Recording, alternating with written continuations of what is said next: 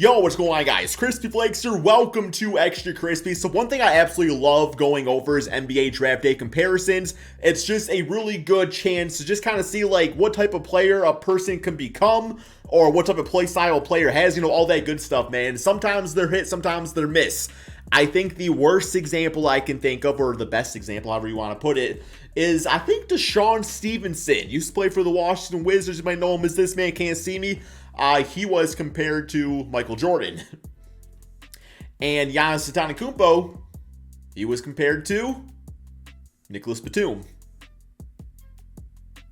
Didn't work out. Not work out like that, right, man? So what we're doing here is we have, I think this is Bleacher Report. It looks like they're set up. Eddie's 2009 NBA Draft Big Board. So for the top 30 prospects, some of this draft class obviously got like Steph Curry, Blake Griffin, James Harden, players like that, man. So we're going to see what their draft day comparisons were before they became great players here in the NBA, man. So, also, by the way, over on my other channel, Crispy Flakes, I did a Dallas Mavericks rebuild. It went pretty well, man, so go check that out. It was a lot of fun to do. But, alrighty, so we got James Harden out of Arizona State. I think she should get drafted by the Pistons. Draft day comparison, Brandon Roy. James Harden, Brandon Roy? Not at all, man. Brandon Roy was like hella athletic. I will say that what's it say? It says the one knock on him is his ability or lack there to hit the mid-range shot as well as his poor free throw shooting. Well, he's going to be getting to the line about 30 times a game in the future, man. Oh, I'm sorry. I was looking at Blake Griffin. I was like, wait, what? I was like... Alrighty, okay, Harden might be the safest prospect in this draft, but sometimes they end up being the best. He's a shooting guard who is an improving scorer and tough defender. That's literally the definition, man, of being in college and just having an NBA body. That's what that is the definition of. He has the ability to run the offense like a point guard or slash like a swingman. He has the physical and mental maturity to be a star at the next level. His right to be a starter and contributor right away. Well, he does come off the bench for a little bit for the OKC Thunder. But, okay, Blake Griffin comparison, a more athletic Carlos Boozer. Oh, damn, man. Yeah, let's try 1,000 times more athletic. Which is a bad comparison. Because this says that he's bad at knocking down mid-range shots like Carlos Boozer. Man, I remember doing that shit all the time too. Man, you put this man on the baseline or, at the free throw line, elbow or something like that. Man, a little pick and pop action with Carlos Boozer on the Utah Jazz. The man was like a mid-range god. Blake Griffin was not. A very bad jump shot. Yeah, that's a... And Blake could jump literally out of the building, and Carlos Boozer could not.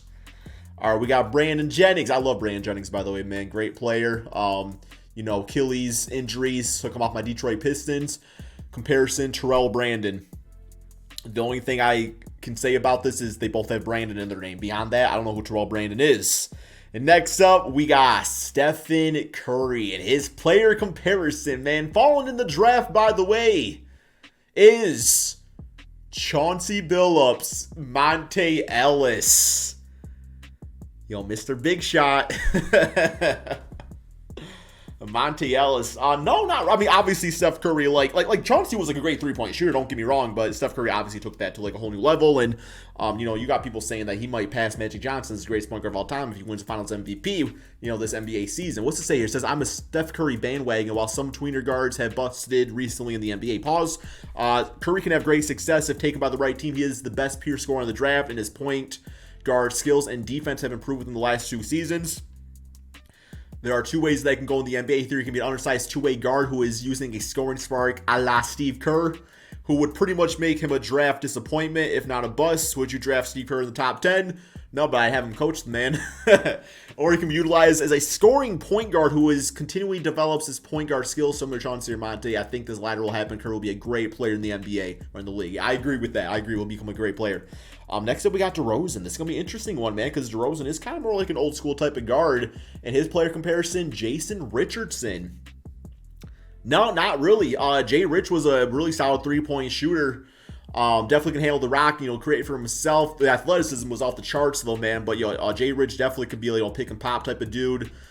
Pick and roll, man, have him fade out to the baseline, man. Shoot some corner threes and everything. Pull up himself. I would say Jay Rich probably more compared, I would say, like a Paul George. I would say Paul George. Although Jason Richard, one of the greatest dunkers in NBA history, man. So you go either way, become Deshaun Stevenson or a Quintella Woods. Or it could be a Jason Richardson or Vince Carter product. He can score, getting better as a shooter as well. Well, he kind of peaked in college. Slash, defend, and pass. Only knocked out this pen challenge, make blah, blah, blah. Okay. Eric Maynard. Yeah, I don't know much about him. I know he played for the OKC Thunder for a little bit. So Rod Strickland. Terrence Williams.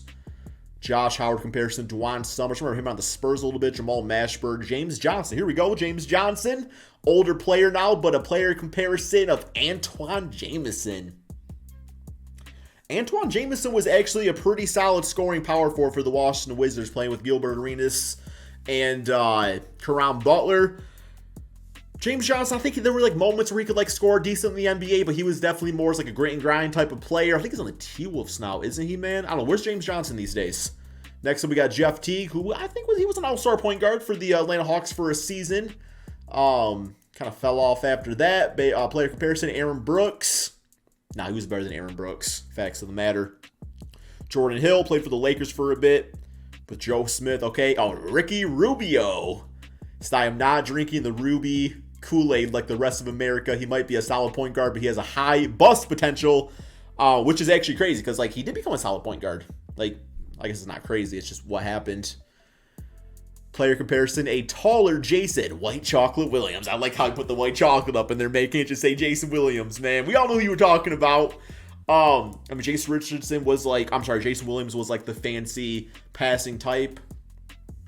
I would say early on T-Wolves, Ricky Rubio definitely was flashier with it. Obviously can make really good passes, but I think Ricky later on in his career, he became a really intelligent type of player, man. I don't think he was a high-risk type of guy. I loved him when he was playing for the Cleveland Cavaliers. And, yeah, he became efficient and reliable. And I don't know if Jason Williams was quite that player. He was really good, but not that player. A lot of home runs and stuff like that. Derek Brown, don't care. James Posey. Okay, so Danny Green. Danny Green with a Byron Russell comparison. That's fine. Tyreek Evans. Yo, where's Tyreek at? I know what happened.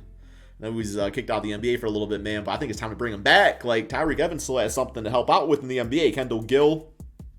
Okay, Sam Young. Corliss Williamson, Big Nasty. Okay, Gerald Henderson. I remember him a little bit with John Selmans. Oh, Drew Holiday. With Jason Terry. Jason Terry. Holiday is flying up the draft boards like hotcakes. Some mocks have him going number 4.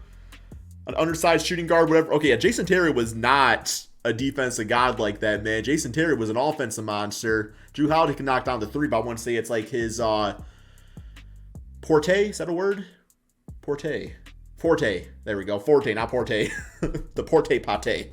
DeMar Carroll. I haven't seen. Where's Carroll been? Where's he been at, man? With Stacey Augmon. Okay, BJ Mullins. Andrew Bogut. Nope. Austin Day. Used to work out with Kevin Durant, man. Oh, my goodness. With Tim Thomas comparisons. Actually, pretty solid comparison, but he just was garbage. Wayne Ellington. Wesley Persons. Okay, Johnny Flynn. Johnny Flynn was great, by the way, man. Very sad story, like a lot of injuries and stuff like that. But he would have been a great point guard. Drafted before Curry, by the way. Tony Delk. Okay, second time this week. I mentioned Tony Delk in a video. Deontay Christmas is compared to Kyle Korver, man. Okay, Tyler Hansbrough. Tyrone Hill. Taj Gibson. Bo Outlaw. Hasheem Thabit. Samuel Dallenberg says, I'm being generous here. Hey, this man called the bus before it happened. Duane Blair. Jason Maxiell. He played for the Spurs. So who was I talking about that played for the Spurs? Who was I talking about, man?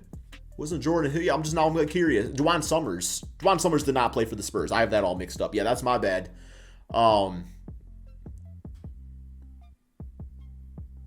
Yeah, Dewan Blair, Dewan Summers. Yeah, it's 2 Dewans in the same draft class. Ty Lawson with Jamal Tinsley comparisons. Earl Clark with Vladimir Radmanovic, man. So some interesting names up in here. I thought it was a lot of fun. Hopefully you guys all enjoyed it too. If you want me to do this for some more of the draft classes, let me know in the comment section below. And peace out, my friends.